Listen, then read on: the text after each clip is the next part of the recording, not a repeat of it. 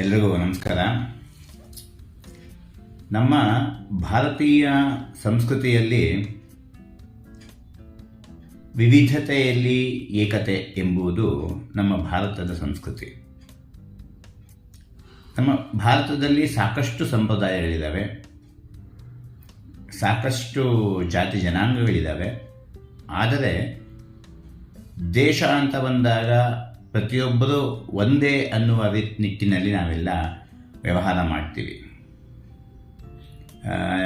ನೆನ್ನೆ ತಾನೇ ಗಣರಾಜ್ಯೋತ್ಸವ ಆಗಿದೆ. ಇವತ್ತು ಏನಪ್ಪ ವಿಶೇಷ ಅಂತಂದರೆ, ಬ್ರಾಹ್ಮಣರಲ್ಲಿ ಅದರಲ್ಲೂ ಮಾಧ್ವರಲ್ಲಿ ಒಂದು ವಿಶೇಷವಾದ ದಿನ ಮಧ್ವನವಮಿ. ಇವತ್ತು ಸನಾತನ ಹಿಂದೂ ಸಂಸ್ಕೃತಿಯಲ್ಲಿ ಆಚಾರ್ಯತ್ರಯರು ಅಂತ ಏನು ಪ್ರಸಿದ್ಧಿ ಪಡೆದಿದ್ದಾರೆ, ಒಂದು ಶಂಕರಾಚಾರ್ಯರಾಗಿರ್ಬೋದು, ರಾಮಾನುಜಾಚಾರ್ಯರಾಗಿರ್ಬೋದು, ಮಧ್ವಾಚಾರ್ಯರಾಗಿರ್ಬೋದು, ಈ 3 ಜನ ಆಚಾರ್ಯತ್ರಯರಲ್ಲಿ ಮಧ್ವಾಚಾರ್ಯರ ಇವತ್ತು ಬದರಿಕಾಶ್ರಮಕ್ಕೆ ಪ್ರಯಾಣ ಮಾಡಿದ ದಿನ ಇವತ್ತು. ವಿಶೇಷವಾಗಿ ಮಾಧ್ವರಿಗೆ ಇವತ್ತು ತುಂಬ ಒಂದು ಪರ್ವಕಾಲ ಅಂತಲೇ ನಾವು ಅಂದ್ಕೊಂಡಿದ್ದೀವಿ. ಏಕೆಂದರೆ ಈ ಆರಾಧನೆ ಮತ್ತು ಜಯಂತಿಗಳು ಇದೆಲ್ಲ ನಮಗೆ ಮಾಧ್ವರಿಗೆ ವಿಶೇಷವಾಗಿ ಪರ್ವಕಾಲ ಅಂತ ನಾವು ಭಾವಿಸ್ತೀವಿ. ಇವತ್ತು ಮಧ್ವನವಮಿ. ಏನಪ್ಪ ಮಧ್ವನವಮಿ ವಿಶೇಷ ಅಂತಂದರೆ, ತುಂಬ ಈ ಮಾಧ್ವ ಸಂಪ್ರದಾಯ ಅಂತಂದರೆ ವಿಪರೀತ ಏನೋ ತತ್ವಜ್ಞಾನ ಹಾಗೆ ಹೀಗೆ ಏನೋ ಸುಧಾಮಂಗಳ ಅಂತಾರೆ, ಪ್ರತಿಯೊಂದು ಅಂತಾರೆ. ಅದೆಲ್ಲ ಒಂದು ಬೇರೆ ಲೆವೆಲ್ಲು. ಅಷ್ಟೆಲ್ಲ ಅರ್ಥ ಮಾಡ್ಕೊಳ್ಳೋದು ತುಂಬ ಕಷ್ಟ ಆಗುತ್ತೆ ಸಾಮಾನ್ಯ ಜನರಿಗೆ. ಆದರೆ ಒಂದು ಮಾತ್ರ ಹೇಳೋಕ್ಕೆ ಇಷ್ಟಪಡ್ತೀನಿ. ಮಧ್ವರಾಯರು ಹೇಳಿದ್ದು ತುಂಬ ಹೇಳಿದ್ದಾರೆ, ಆದರೆ ಬೇಸಿಕ್ಕಾಗಿ ಅವ್ರು ಹೇಳಿದ್ದು ಒಂದು ಪಂಚಭೇದ, ತಾರತಮ್ಯ, ಜಗತ್ ಸತ್ಯ. ಸತ್ಯಂ ಜಗದಿತು ಪಂಚಭೇದವು ನಿತ್ಯ ಶ್ರೀ ಗೋವಿಂದನ ಅಂತ ದಾಸರ ಪದ ಇದೆ. ಏನು ಪಂಚಭೇದಗಳು ಅಂತಂದರೆ, ಮೊದಲನೇದಾಗಿ ಪರಮಾತ್ಮನೇ ಬೇರೆ, ಜೀವನೇ ಬೇರೆ ಅಂತ ಅಂದರು. ತುಂಬ ಬೇಸಿಕ್ಕಾಗಿ ತಿಳ್ಕೊಳ್ಳೋಣ ಅಷ್ಟೇ, ನಾವು ಸಿಕ್ಕಾಪಟ್ಟೆ ಆಳವಾಗಿ ಹೋಗುವುದು ಬೇಡ. ಪರಮಾತ್ಮನೇ ಬೇರೆ ಮತ್ತು ಜೀವನೇ ಬೇರೆ, ಸತ್ಯ ಅಲ್ವಾ? ಯಾಕೆ ಅಂತಂದರೆ ನಾವು ದೇವರಾಗಲಿಕ್ಕೆ ಸಾಧ್ಯನೇ ಇಲ್ಲ. ನಾವು ದೇವರಾಗ್ತೀವಿ ಅನ್ನೋದಾದರೆ ನಮ್ಮ ಫೋಟೋ ಇಟ್ಕೊಂಡು ನಾವೇ ಪೂಜೆ ಮಾಡ್ಬೋದು ಅಲ್ವಾ?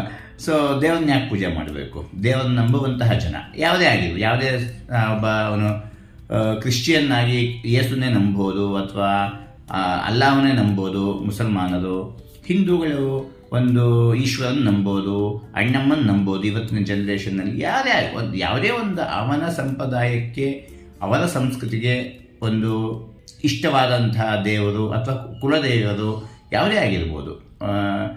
ಕುರುಬರಿಗೆ ಬೀರೇಶ್ವರ ಆಗಿರ್ಬೋದು, ಈಶ್ವರ ಆಗಿರ್ಬೋದು, ವಿಷ್ಣು ಆಗಿರ್ಬೋದು, ಯಾವುದೇ ಆಗಿರ್ಬೋದು. ದೇವರು ಅಂತ ನೀವೇನು ಪೂಜೆ ಮಾಡ್ತೀರಾ ಆ ದೇವರೇ ಬೇರೆ ಮತ್ತು ನಾವು ಮನುಷ್ಯರೇ ಬೇರೆ ಅನ್ನೋದು ಬೇಸಿಕ್ಕು. ಜೀವ ಈಶ ಭೇದ ಮತ್ತು ಜೀವ ಭೇದ ಅಂತಂದರೆ, ನಾನಿದ್ದ ಹಾಗೆ ಆ ವ್ಯಕ್ತಿ ಇರೋದಿಲ್ಲ, ಆ ವ್ಯಕ್ತಿ ಇದ್ದ ಹಾಗೆ ಮತ್ತೊಬ್ಬ ವ್ಯಕ್ತಿ ಇರೋದಿಲ್ಲ. ಸೊ ಅಲ್ಲಿ 2 ಭೇದ ಬಂತು, ಜೀವ ಭೇದ ಮತ್ತು ಜಡ ಭೇದ. ಅಂದರೆ ಏನೋ ಒಂದು ಜಡ ಅಂದರೆ ಕಲ್ಲು, ಮಣ್ಣು, ಅಥವಾ ಒಂದು ಚೇರು, ಮೇಜು, ಮೊಬೈಲು, ಏನಾದರೂ ಅದೇ ಜಡ ವಸ್ತುಗಳು. ಜಡ ಭೇದ. ಈ ಜೀವ ಇದ್ದ ಹಾಗೆ ಜಡ ಇರುತ್ತಾ? ಸಾಧ್ಯನೇ ಇಲ್ಲ. ನೀವು ಯೋಚನೆ ಮಾಡಿ ಸ್ವಲ್ಪ. ಜಡ ಭೇದ ಅಲ್ವಾ? ಜಡದಲ್ಲಿ 2 ವ್ಯವಸ್ಥೆ ಇದೆ. ಏನು ಅಂತಂದರೆ, ನೀವೇ ಗೊತ್ತಿದೆ, ಒಂದು ಚೇರ್ ಇದ್ದ ಹಾಗೆ ಟೇಬಲ್ ಇರೋದಿಲ್ಲ, ಟೇಬಲ್ ಇದ್ದಂಗೆ ವಾಷಿಂಗ್ ಮಿಷಿನ್ ಇರೋಲ್ಲ, ವಾಷಿಂಗ್ ಮಿಷಿನ್ ಇದ್ದಂಗೆ ಮೊಬೈಲ್ ಇರೋಲ್ಲ, ಮೊಬೈಲ್ ಇದ್ದಂಗೆ ಟಿ ವಿ ಇರೋದಿಲ್ಲ ಅಲ್ವಾ? ಜಡ ಭೇದ ಆಯಿತು. ಮತ್ತು ಜಡ ಈಶ ಭೇದ. ಪರಮಾತ್ಮನೇ ಬೇರೆ, ಜಡ ವಸ್ತುಗಳೇ ಬೇರೆ. ಹೀಗೆ ಪಂಚಭೇದಗಳನ್ನು ಹೇಳಿದರು ಮಧ್ವರಾಯರು. ಅದು ಇವತ್ತಿನ ಕಾಲಮಾನದಲ್ಲಿ ಅಪ್ಲಿಕೇಬಲ್. ಅದು ನೀವು ನಿಧಾನಕ್ಕೆ ಯೋಚನೆ ಮಾಡಿ ನೋಡಿ. ಮತ್ತು ತಾರತಮ್ಯ ಅಂತ ಹೇಳಿದ್ರು. ಮಾಧ್ವರು ಬ್ರಾಹ್ಮಣರು ವಿಪರೀತ ತಾರತಮ್ಯ ಮಾಡ್ತಾರೆ ಅಂತ ಒಂದು ವ್ಯವಸ್ಥೆ ಹುಟ್ಟಾಕ್ಬಿಟ್ಟಿದ್ದಾರೆ ಅಷ್ಟೇ. ಆದರೆ ವ್ಯವಸ್ಥೆ ಇಂದಿಗೂ ನಡ್ಕೊಂಡು ಬಂದಿದೆ. ತಾರತಮ್ಯ ಅನ್ನೋದು ಯಾವಾಗಲೂ ಇದ್ದೇ ಇರುತ್ತೆ. ಉದಾಹರಣೆ ಕೊಡಬೇಕು ಅಂತಂದರೆ ತಮಗೆ ಒಂದು ಕಚೇರಿಯಲ್ಲಿ ಒಬ್ಬ MD ಅಂತ ಇರ್ತಾನೆ, ಅವನು PS ಅಂತ ಇರ್ತಾರೆ, ಮತ್ತು ಅವ್ರ ಕೆಳಗಡೆ D ಗ್ರೂಪ್ ಅಂತ ಇರ್ತಾರೆ. ಇದೆಲ್ಲ ವ್ಯವಸ್ಥೆ ಇದೆ. ವ್ಯವಸ್ಥೆ ಅದು ಇರಬೇಕು. ಈ ಮುಖ್ಯಮಂತ್ರಿ ಅಂತಿದ್ದಾರೆ, ಮುಖ್ಯಮಂತ್ರಿ ಕೆಳಗಡೆ ವ್ಯವಸ್ಥೆಗಳಿದ್ದಾರೆ. ಮುಖ್ಯಮಂತ್ರಿಗೆ ಕೊಡುವಂತಹ ವ್ಯವಸ್ಥೆಯನ್ನು, ಕಾರು, ಸೆಕ್ಯೂರಿಟಿ ಎಲ್ಲವನ್ನ ಬೇರೆ ಮಂತ್ರಿಗಳಿಗೆ ಕೊಡಲಿಕ್ಕಾಗೋದಿಲ್ಲ. ಅವ್ರಿಗೆ ಕೊಡೋ ವ್ಯವಸ್ಥೆಯನ್ನು D ಗ್ರೂಪಿಗೆ ಕೊಡೋಕ್ಕಾಗೋದಿಲ್ಲ. ಹೀಗೆ ಒಂದು ವ್ಯವಸ್ಥೆ ಅದಷ್ಟೇ. ಯಾರು ಅದರಲ್ಲಿ ತಾರತಮ್ಯ ಅಂತೇಳಿ ಅವ್ರಿಗೆ ಕೊಡೋ ಸಂಬಳ ಇವ್ರಿಗೆ ಕೊಡೋಕ್ಕಾಗಲ್ಲ, ಇವ್ರಿಗೆ ಕೊಡೋ ಸಂಬಳ ಅವ್ರಿಗೆ ಕೊಡೋಕ್ಕಾಗೋದಿಲ್ಲ. ತಾರತಮ್ಯ ಅನ್ನೋದು ವಾಸ್ತವ. ಆದರೆ ಯಾರೋ ಬ್ರಾಹ್ಮಣ ಹೇಳ್ಬಿಟ್ರು, ಮಾಧು ಹೇಳ್ಬಿಟ್ರು ಅಂತ ಅದನ್ನು ಏನೋ ಒಂದು ಹುನ್ನಾರ ಮಾಡಿಕೊಂಡು ಅದು ವ್ಯವಸ್ಥೆ ಮಾಡಿಕೊಂಡು ದೂಷಣೆ ಮಾಡೋದು ತಪ್ಪಾಗುತ್ತೆ. ಸೊ ತಾರತಮ್ಯ ಅನ್ನೋದು ಒಂದು ವ್ಯವಸ್ಥೆಯಲ್ಲಿ ಒಬ್ಬ ಮೇಲೆ ಅಧಿಕಾರಿ, ಅವನ ಕೆಳಗಿನ ಅಧಿಕಾರಿ, ಅವನ ಕೆಳಗೆ ಅಧಿಕಾರಿ, ಈಗ principal secretary, joint secretary, deputy secretary, under secretary, case worker, section officer, case worker, ಹೀಗೆ ಒಂದು ತಾರತಮ್ಯ ಇದೆ. ಅದನ್ನು ತಾರತಮ್ಯ ಅಂತ ಕರೀತಾರೆ ಅಷ್ಟೇ ಹೊರತು ಇನ್ನೇನೋ ತಾರತಮ್ಯ ಅಂತ ತಾತ್ಪರ್ಯ ಅಲ್ಲ ಅದು. ಮತ್ತು ಜಗತ್ ಸತ್ಯ ಅಂತ ಹೇಳಿದ್ದಾರೆ ಮಧ್ವರಾಯರು. ಜಗತ್ತು ಸತ್ಯ ಹೌದಲ್ವ? ಈ ಜಗತ್ತು ಸುಳ್ಳಾಗ್ಬಿಟ್ಟಿದ್ರೆ ನಾವು ಎಲ್ಲ ಸುಳ್ಳಾಗ್ತಿತ್ತು, ಈ ಸಂಬಂಧಗಳು ಸುಳ್ಳಾಗ್ತಿತ್ತು, ಹೀಗೆಲ್ಲ ವ್ಯವಸ್ಥೆ ಇದು.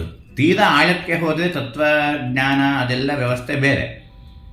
ಬೇಸಿಕ್ಕಾಗಿ ನಾವು ಮೂಲ ತಿಳ್ಕೋಬೇಕಾಗಿರೋದು ಒಂದು ಪಂಚಭೇದ, ತಾರತಮ್ಯ ಮತ್ತು ಜಗತ್ ಸತ್ಯ ಮತ್ತು ತ್ರಿವಿಧ ಜೀವರು ಅಂತ ಒಂದು ಹೇಳಿದ್ದಾರೆ. ತ್ರಿವಿಧ ಜೀವರು ಸಾತ್ವಿಕ ಜೀವರು, ರಾಜಸ ಮತ್ತು ತಾಮಸ ಅಂತ. ಏನು ಸಾತ್ವಿಕ ಜೀವನ ನೀವು ನೋಡಿ, ಈಗ ಜಗತ್ತಲ್ಲಿ ನೋಡ್ತಾ ಇದ್ದೀವಿ, ರಾಜಸ ತಾಮಸ ವ್ಯವಸ್ಥೆಗಳು ಹೇಗಿರುತ್ತೆ ಅನ್ನೋದನ್ನ ನಾವೆಲ್ಲ ನೋಡ್ತಾ ಇದ್ದೀವಿ. ಬೇಸಿಕ್ಕಾಗಿ ಮಧ್ವ ಸಂಪ್ರದಾಯ ಏನಿದೆ, ಮಧ್ವಾಚಾರ್ಯ ಏನು ಹೇಳಿದ್ದಾರೆ, ಅದು ಇವತ್ತಿನ ಕಾಲಘಟ್ಟಕ್ಕೆ ಅಂತಲ್ಲ, ಸಾರ್ವಕಾಲಿಕವಾಗೂ ಇರುವಂತಹ ಪ್ರಪಂಚದ ವ್ಯವಸ್ಥೆಯನ್ನು ಅವರು ಹೇಳಿದ್ದಾರೆ ಅಷ್ಟೇ ಹೊರತು ಇನ್ನೇನೋ ಹೇಳಿಬಿಟ್ಟಿದ್ದಾರೆ ಅನ್ನೋದನ್ನು ಅಲ್ಲ. ಹೀಗಾಗಿ ಇಂತಹ ಒಂದು ಮಾಧ್ವರಿಗೆ ನಮ್ಮ ಗುರುಗಳಾದಂತಹ ಮಧ್ವಾಚಾರ್ಯರ ಇವತ್ತು ಬದ್ರಿಕಾಶ್ರಮಕ್ಕೆ ಪ್ರಯಾಣ ಮಾಡಿದ ದಿನ ಮಧ್ವನವಮಿ ಅಂತೇನಿದೆ. ಇಂತಹ ಶುಭ ಸಂದರ್ಭದಲ್ಲಿ ಅವರನ್ನು ಒಂದು ನೆನೆಯೋದು ಮತ್ತು ಅವರ ಹಾಕಿಕೊಟ್ಟ ಮಾರ್ಗದಲ್ಲಿ ನಾವು ನಡೆಯೋದು ಒಂದು ಶ್ರೇಯಸ್ಕರ ಅಂತ ಹೇಳ್ತಾ ಇದ್ದೀನಿ. ಅದು ಕೇವಲ ಮಾಧ್ವರಿಗೆ ಅಂತಲ್ಲ, ಇವತ್ತಿನ ವ್ಯವಸ್ಥೆಯಲ್ಲಿ ಪ್ರತಿಯೊಬ್ಬರೂ ಇದನ್ನು ಅಳವಡಿಸ್ಕೊಂಡಿದ್ದಾರೆ, ಆದರೆ ಒಪ್ಕೊಳ್ಳೋಕ್ಕೆ ತಯಾರಿಲ್ಲ ಅಷ್ಟೇ ಹೊರತು. ಎಲ್ರಿಗೂ ಒಳ್ಳೆಯದಾಗಲಿ. ಮಧ್ವನವಮಿಯ ಈ ಶುಭ ಸಂದರ್ಭದಲ್ಲಿ ಪ್ರತಿಯೊಬ್ಬರಿಗೂ ಒಳ್ಳೆಯದಾಗಲಿ ಅಂತ ಹಾರೈಸ್ತಾ ನಮಸ್ಕಾರ. ಒಳ್ಳೆಯದಾಗಲಿ.